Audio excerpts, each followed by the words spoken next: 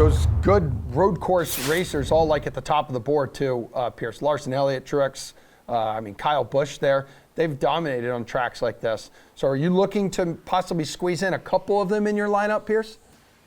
Yeah, I'm absolutely going to go after both of them. Or, I mean, you can't get all four. Yeah, it's going to be tough to get all three. We may talk about getting all three here in a second.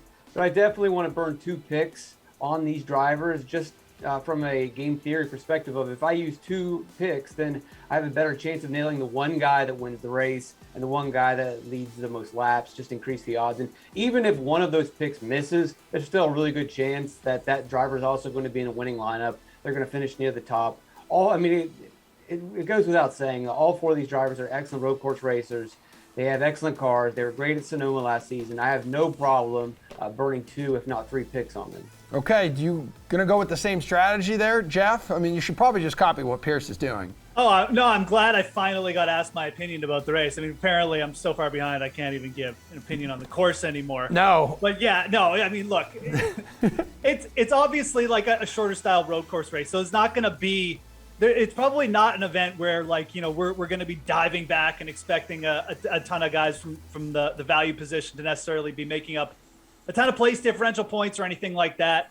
And I think that the one thing for DFS, like the most common construction is going to be to try to get, you know, like a Kyle Busch and a Kyle Larson into lineups. So if you want to be different, you know, going back, like maybe starting with like Truex Jr.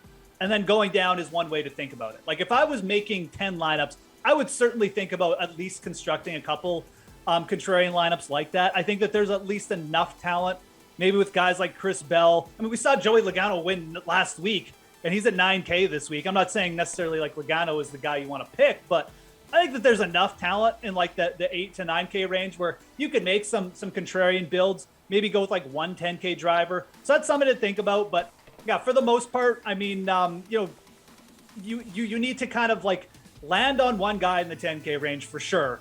And probably, you know, adding a second guy to your build is where the sweet spot is going to be, because the idea, like Pearce said, is you got to give yourself a couple shots at getting these guys who are going to be far and away the highest point producers, you know, the winners, the lead laps and stuff like that. And it's probably going to come from at least one of the guys in the 10K range. So.